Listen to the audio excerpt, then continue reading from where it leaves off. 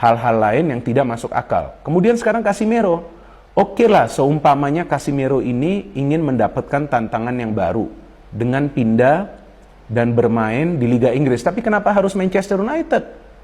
Menurut saya jauh lebih baik jika dia pindah ke Liverpool, Manchester City, atau mungkin juga Chelsea. Tapi ke Manchester United yang tidak akan bermain di Champions League, menurut saya itu akan downgrade karir dia. Apalagi kita tahu sebentar lagi Piala Dunia juga akan bergulir kan? Nah masa dia mau sih hanya bermain di Europa League dan juga mungkin hanya bersaing di papan tengah? Ya kita lihatlah permainan dari Manchester United plus attitude dari Cristiano Ronaldo di pertandingan terakhir. Kita bisa melihat kan bagaimana dia justru tidak begitu nyaman ketika pertandingan sudah selesai. Dan tampaknya juga hubungannya dengan Erik ten Hag nih nggak baik-baik saja.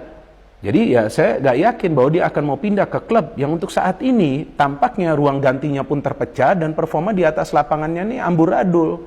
Tampaklah para pemain dari MU ini kalah fight dari para pemain Brentford di pertandingan terakhir mereka. Lihat saja para pemain Brentford yang merebut bola di setiap sudut lapangan, tapi para pemain MU tampaknya hanya menunggu bola. Ini tentu akan menyulitkan bagi Manchester United untuk mendapatkan pemain-pemain yang memang mereka incar, bukan saja karena mereka tidak bermain di Champions League. Tapi lihatlah attitude para pemain lainnya. Jadi gak salah juga ketika Rangnick mengatakan bahwa MU itu membutuhkan 7, 8, 9 hingga 10 pemain. Karena memang klub ini perlu dirombak habis-habisan teman-teman. Dan kasiannya Ten Hag sekarang berada dalam situasi yang sangat amat sulit karena dia membutuhkan pemain di lini tengah.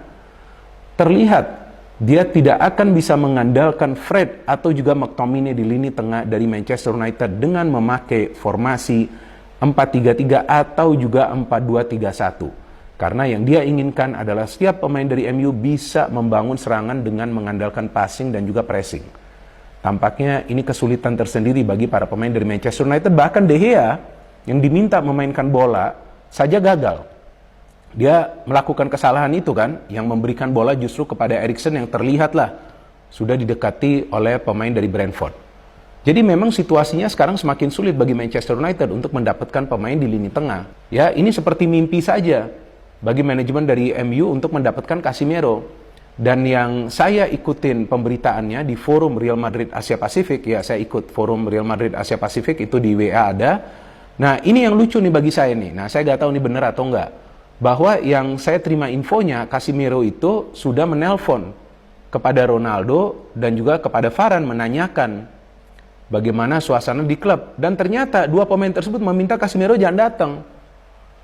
Nah ini sudah terlihat kan bahwa para pemain yang sekarang berada di Manchester United saja tidak ingin mantan rekannya untuk gabung ke MU karena mereka juga tahu bahwa keadaan sedang tidak baik-baik saja di Manchester United. Dan bisa juga seperti yang tadi saya katakan, Casemiro pindah untuk mendapatkan tantangan baru, tapi gak juga ke Manchester United dong.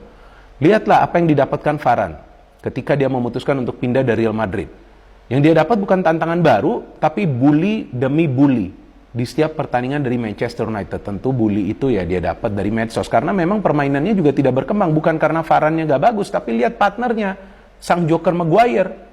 Justru ketika Varane bermain sama Bailey atau juga dengan Lindelof, saya melihat permainan dia bagus. Tapi ini Joker ini yang masih berada di line up dari Manchester United kan, menjadi kapten juga. Dan saya ada baca juga sih update-nya di media sosial bahwa beberapa pemain dari MU sebetulnya tuh tidak ingin Maguire masuk dalam line up. Ya mau gimana, gak ada pilihan lain kan.